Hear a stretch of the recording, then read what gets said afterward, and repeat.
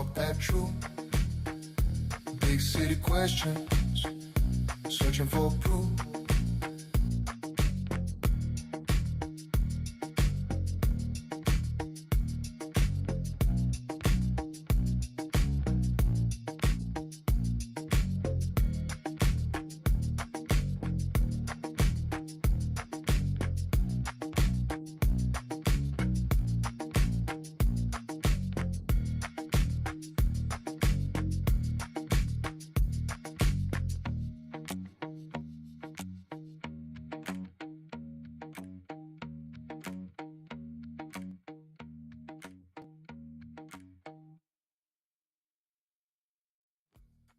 Ghost insights, talk that truth.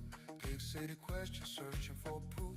Stories from the ground, from the booth. Alrighty, right, ladies and gentlemen, what's up? Another beautiful day. Here we are, Kenji Shimada. I'm here, your host, 1,000-Year Plan. Think bigger than big, live fully today. We are here to reconcile all paradoxes, bridge the gap between humanity, technology, and here to talk to movers that are making big shifts in the world right now inside of their fields, new technologies, new insights, new innovations, and seeing how we can take the next leap. You know, humanity's been going through lots of phase shifts over the last few decades, and where we are with technology, obviously AI, but a lot of things coming about.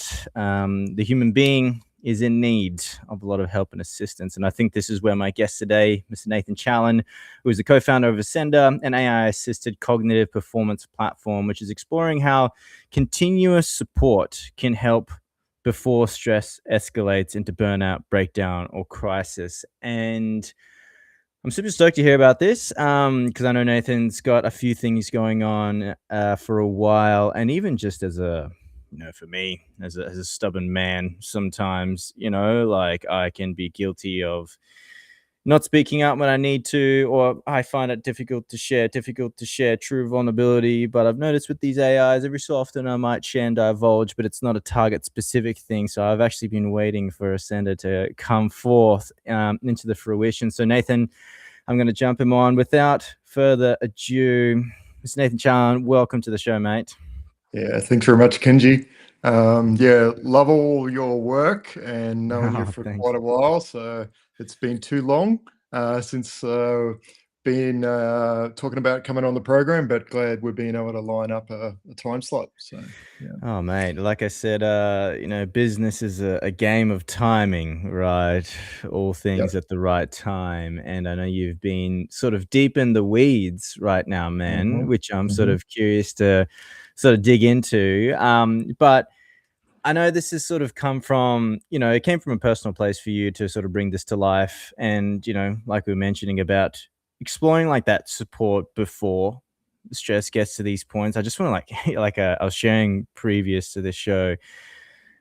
I think I'm not saying to just generally put it out there, but you know, I know that my girlfriends and my girlfriend and their friends, they are very supportive, you know, a lot of conversations. I think men, once again, not ubiquitous, but it's just like it's harder sometimes for, I only know from my own personal experience, to share, you know, deeper things. And, you know, these larger support networks aren't always as accessible, or even like, you know, it's hard to be vulnerable at times, you know, with these things. So I'd love to hear about, you know, just for the people that don't know your product and how it came to be, about your journey of what brought it to this point.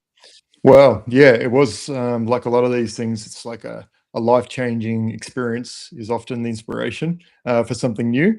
And it was a near fatal heart attack 3 years ago, which was the turning point. I think the unique thing about my experience is that prior to the heart attack, I was kind of physiologically immune to stress. I always leaned into stress, always taking on more, had a company, had startups, had kids in expensive schools, all the different things that people typically go through at my my stage of life. And I wasn't really conscious of the fact that it was having a toll on my body. So I used to just, you know, just wake up, lean into things, get into the day, and it'd just be like push, push, push.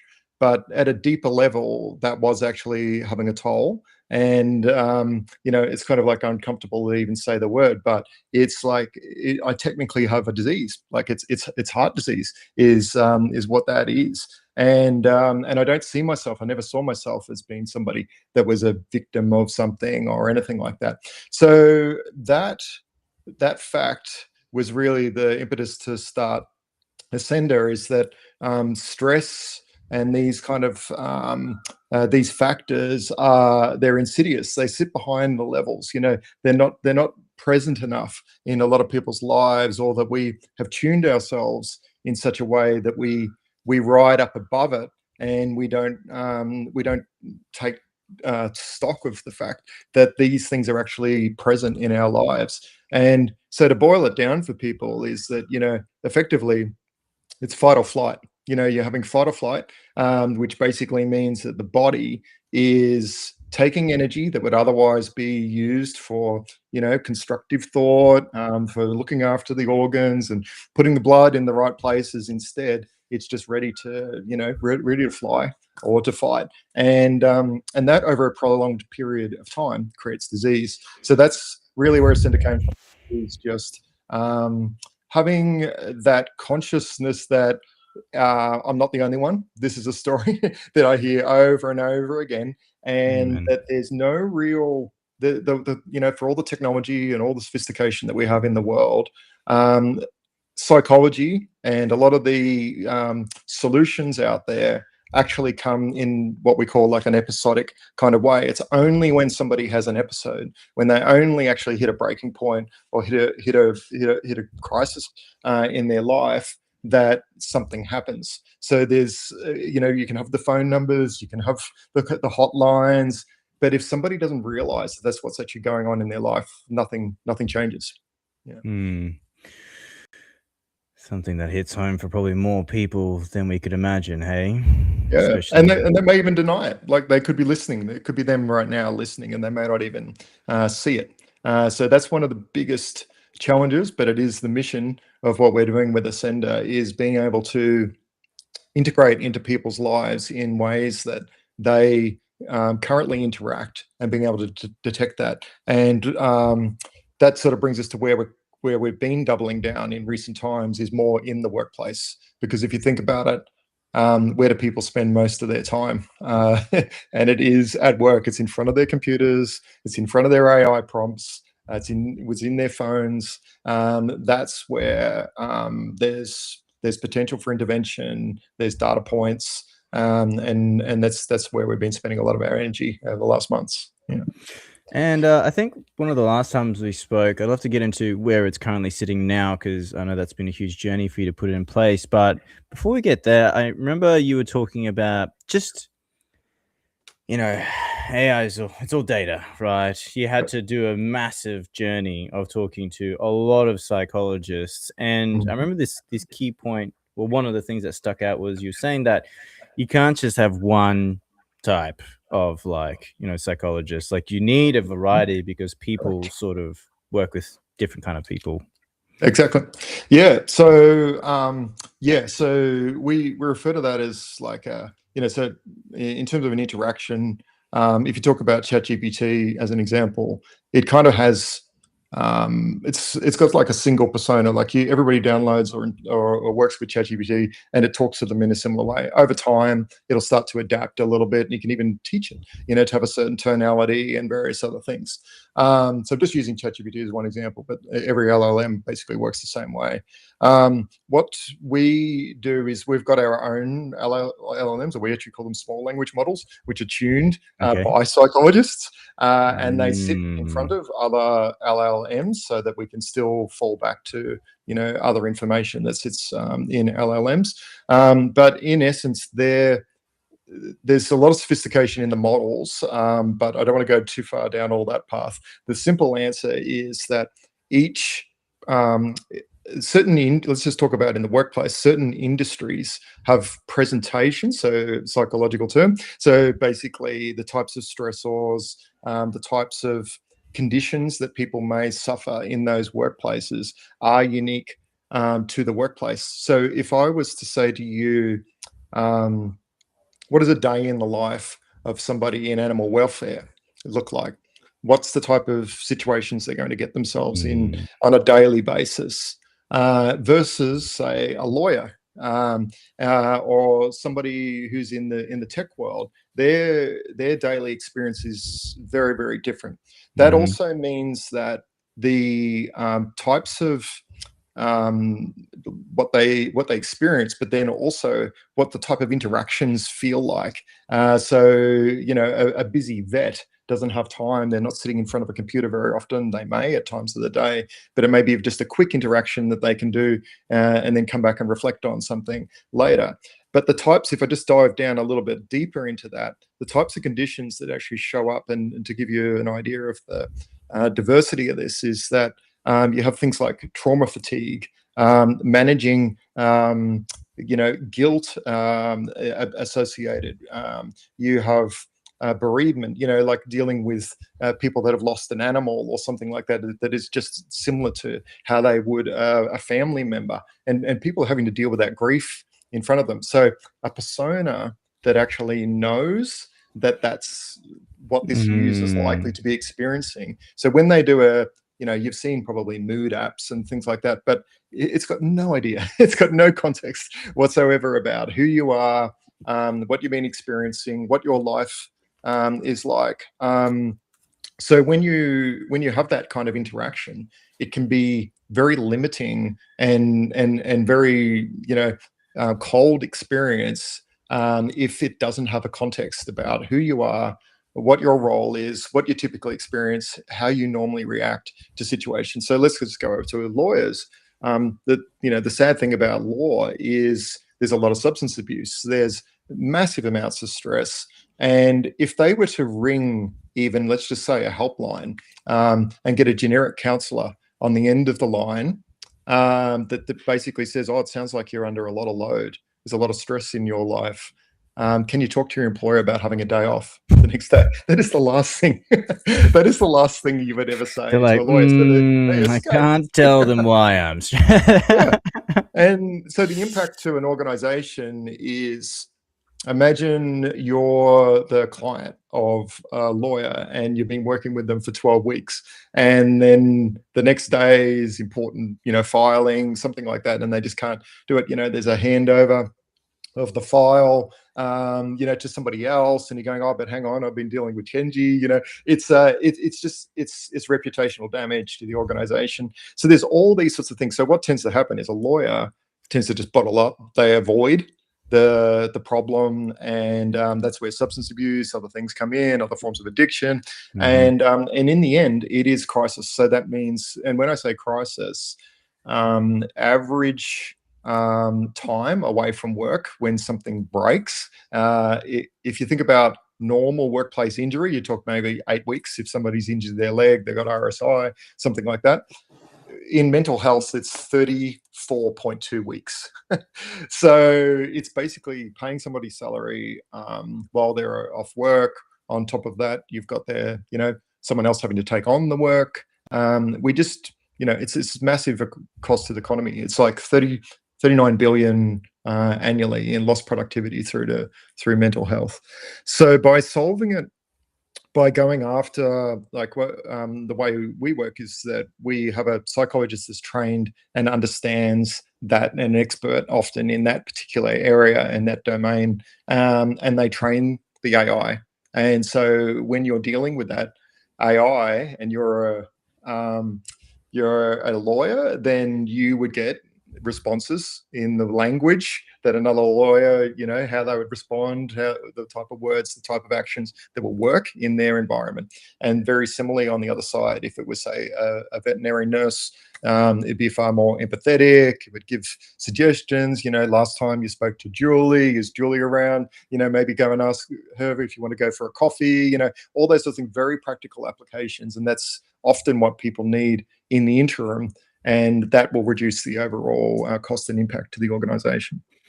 What's that feedback been like bringing this to market? As I've sort of shared, who my guest is this week to a few of my friends and here and there. Obviously, the reactions be like, "Oh, that's cool," and some be like, "Oh my god, AI psychology! Like, what's Yeah. that Yeah. gonna look like?" Have you felt that as well? Bit of pushback as well? Yeah, it's definitely been an interesting journey, like where we're at now. So I'll talk about now versus where we were at. So it's just even with like cold emails now in the even in the legal profession, that we're getting messages coming back.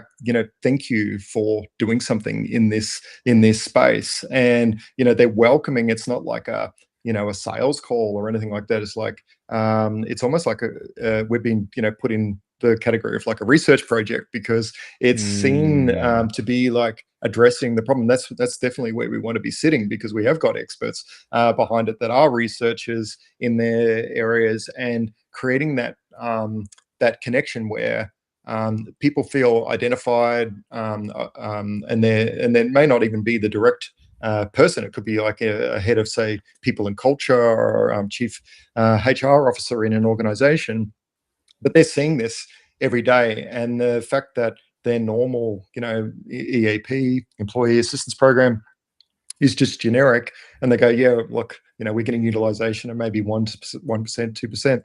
It's kind of understandable why. So when they see something like this, they go, I can actually see that our people will use this, as opposed to something that's just like, okay, forget about it. I'll go and, I'll get my own psychologist perhaps, but I'll just too busy. So I'm just going to keep pushing until I actually get through it. Yeah. And then does this get paired with like an actual psychologist like throughout the process? Because you're saying Correct. that it's not to take the person out of it, right? It's just to No. make sure it's to improve the impact.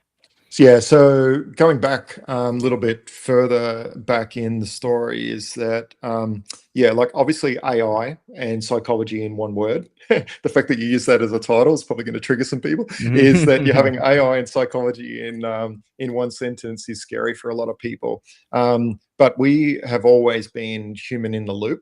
So what that means is that we're having AI conversations. So you can treat it a bit like you could call it a confidant. So something almost like a personal diary, ability to have a conversation, get meaningful well-being type support. So it's not clinical in that regard, although it's informed from a clinician. But there's a lot of data points in that help supervision. So what I mean by that is that even at a base level, we can just see almost like a heartbeat as to how people are going in their what we call psychological temperature. So we're kind of like getting a read how they're going. So imagine a paramedic. You can imagine day in the life. They're going to see trauma on a regular basis. Part of why they do their job and why they're so good at their job is that they're very good at coping with that. So think of it a bit like an elastic band. They have exposure, they flip back, and then they go into rest recovery, or just time passes and they bounce back. But if that rubber band keeps on getting stretched, and then stretched again, then stretched again, and eventually it breaks. That's exactly what we do. Is we kind of like looking at that and picking up that this person has fallen out of their normal process, their normal recovery techniques, and then that kind of like bubbles up to supervision. And then we can do like what we call little micro check-ins, which are not requiring like a full-on me like a telehealth call or an in-person conversation. It's just simply, we're watching your file, here's some suggestions. The psychologist can prescribe some directed interventions around that.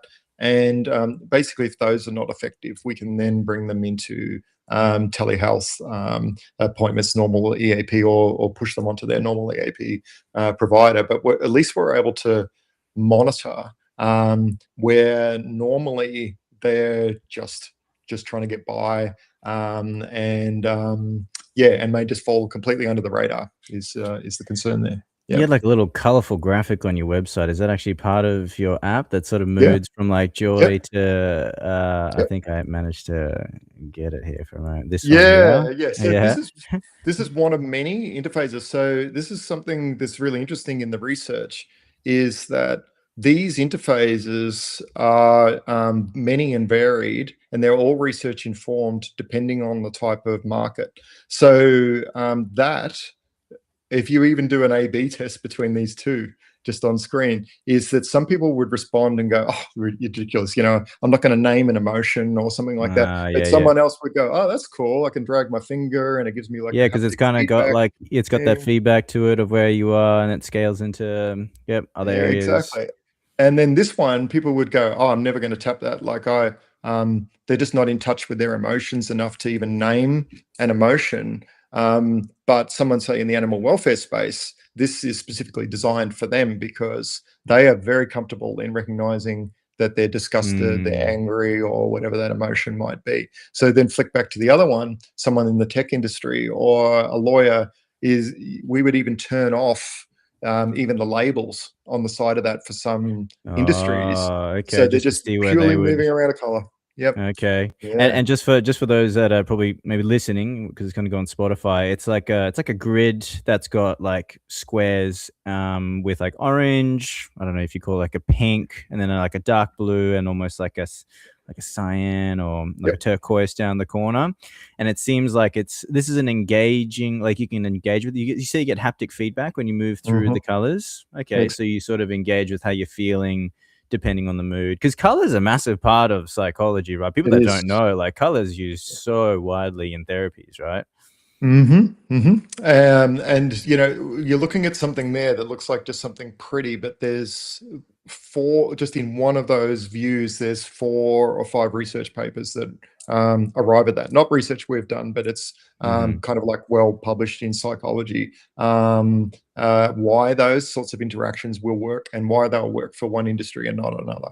Yeah. Interesting. So And then this is just one of the things. So AI, people get to talk about AI in lots of different respects, but one of the things that AI actually enables is that we can iterate and produce user interfaces that are specific to each market's need. Because you'd never oh, dream so of you'd building it up. customize that as Yeah, well? yeah, yeah. So depending on Yeah. who the audience is, apart from the persona interactions and the knowledge and the treatment plans, so to speak, that sit behind that, we can also adapt the user experience depending on what the research says is the right interface for them, and then validate that with real interactions, and then tweak based on feedback as well. Yeah. Yeah, and you're saying that all this stuff over time has been sort of, like you said, human in the loop, but there's been quite a deep relationship with psychologists helping to Mm. continuously develop this? Yep. Yeah. Yeah. So that's a probably good point. Is I'm not a psychologist. I took a lot of interest in this Neither am space, I. but we did a lot, or I did a lot of customer discovery when I kicked this off. And one of the first things I realized after I'd produced an app which dealt with some of my own issues that I had as a result of the heart attack. On the other side, I was like, okay, I've created something that's pretty powerful here. It's definitely solved a problem I had. And then I felt like I need to actually take this out and get experts' opinions on it and understand what its impact is and how it could potentially be used. And that's when I met my co-founder, Hamada. So Hamada Els is our clinical psychologist. He's a principal psychologist for Ascender, and he is a practice owner in CBD Sydney. And with his team, he has experts in a lot of these areas because he deals with a lot of the C-suite in Sydney, and so he understands this very much. He understands so much that, in fact, he had a vision of a very similar solution many years ago, and was looking for someone technical that could realistically build out his idea around how we could make psychology more accessible, continuous, and provide early intervention. And so we obviously aligned straight away that there's a lot of synergy in how we can work together, and a lot of that boils back to just the whole idea that there's a lot of resistance, I think, to seeing a psychologist. Like, some people are very comfortable with it, but there's a lot of others that just would probably prefer to talk to an AI. We're seeing that. We're seeing, Harvard Business Review was quite out there publishing the fact that the number one use case for AI was, in fact, companionship and therapy. So people are talking to an AI instead of a psychologist. So we'd much prefer to be involved in that conversation and being able to provide the oversight and design AI in a way that provides like a bit of a challenging mindset and a bit of friction to the bias that AI actually has, which is to basically reaffirm your thinking in everything that you're doing, which was proven to be very dangerous I was in a gonna lot of ways. say, like, Yeah. this is why I think this conversation, obviously, what you guys are building is like obviously so important, but like more so, not more so, but as in like what you just mentioned about the general AIs that currently exist. It Mm. is actually, in my eye, because I've also used it in such a way, but I guess I'm lucky enough to, be a bit more critical, just and Hmm. just be like, okay, like I'm kind of programming my AI CEO at the moment to like not just, cater to Agree me with and you. like drill me a bit more with my ideas. But it's like, but I know plenty of people that do talk to, ChatGPT, but Yep. like you said, it's actually dangerous because their thoughts are not being challenged. They've just been Hmm. affirmed. And then they actually, I know people that like come out of it and now their position is reaffirmed and like, I am right to be this angry at you, you know? Exactly. It's Yeah. absolutely so true and scary when you hear, you have conversations about this at events and things like that, and just people come up and tell you their stories about, people that have left their company, people that have left partners, Jeez. caused divorces in families and all of that because and this is just going down, yeah, it's a sort of interesting path to go down a little as well, is that the AI is actually using that part of that reaffirmation that we kind of know about is an important part of something that's called the hooked model, and the hooked model is to actually make it addictive. And I To started to get you post a come little bit back, about this. prompt again. Yeah. Exactly. So if you think about it, when you type up there, you see the prompt. Effectively, it's like pulling the arm on a poking machine. So when you press that button, pull the lever, basically what you've got in there is something called variable rewards. And variable rewards, so you get either like a big hit of dopamine if you win, but then you may get a bit of cortisol and then you might be regretting, oh, I didn't really, I didn't structure that prompt correctly. I burned some tokens. I'm going to go and do that again. And you're getting this. It's incredible the toll that it actually has on the brain.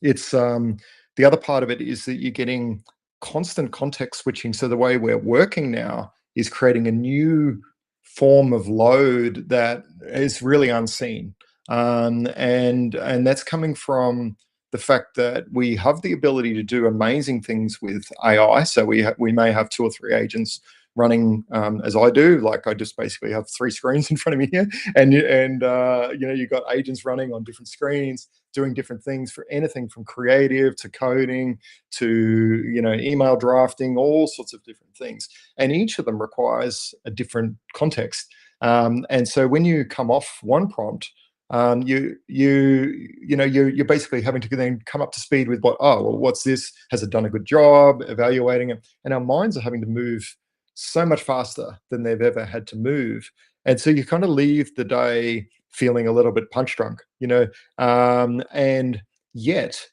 at the same time you feel enormously productive, and to the point that you don't really want to even finish the day, you want to keep going. So it's created there's an addictive nature to this, and I think we're only just scratching the surface of that, because the models are to the letter designed around this concept of a hook model, which is why we doom scroll, why we use social media apps the way we do, is because of that mechanism. So it's yeah, it's gonna come up at some point. People are talking about it in Reddit and in forums and all Oh sorts of man. places, but it's not really well talked about Yeah. in public spaces. Yeah. Yeah, exactly. I think those public spaces are important, especially people that are just going to be coming into GPT and using it. Like I was speaking about today, how like last week I just got way too thrashed around context shifting too much to the point I had to midway just like cut my computer. I just like, dude, I'm gonna grab this pen and I'm gonna write my thoughts. And like, no joke, I could see just how I was like, dude, calm down, just Yeah. just Yeah. take Yeah. a moment, and it was Yeah. so Yeah. Yeah. necessary. Yep. Yeah. Sorry. Now, I want Yeah. to be mindful of time here. That's just the last question I wanted to ask you. It sounds like there's a huge technology learning that you're going through, not just in building this thing, but what you're actually learning about the nature of LLMs. What is something you've learned about people whilst building technology? Wow, that's an interesting one. That's an interesting one. So yeah, so we've done, I don't know if I said this already, but it's 350 hours of interviews. So we've had a lot of conversations. Most of those were with psychologists. Mhm. And yeah, oh man, there's so many things. I'm trying to pick the right one here. So it is interesting, just I would say the thing I've learned about people also is it's like almost like a philosophical standpoint that people have also about AI, and that can, without without reasoning or with unreasonable clarification, they can just make decisions, based upon just where they stand on things, and that sort of shows up in multiple places, where they just basically take their opinion of something and then see that that's sort of like must be how other people think, and that just so I think where this boils down to is on multiple fronts, but one, and we didn't really get into some of the history part of this, but the adoption of AI in psychology has been a moving beast over the last 18 months. And that is just how people perceive it, and then as to whether they're ready to adopt it. So we've done a partnership with Mm. companies like Heidi Health, and Heidi has been wearing a lot of the weight for us and other technology startups in terms of educating the market, to the point where early conversations we used to have with psychologists were like, no, AI can't, this is scary, can't have that in the profession, to now being even like some industry groups in the United States with psychologists are now creating their own AIs and not even having a human in the loop. So we've got like this is like we're talking about in a potentially in a Mm. 1 year window, a Mhm. completely different take on it, just because people become a bit more educated, a bit more informed.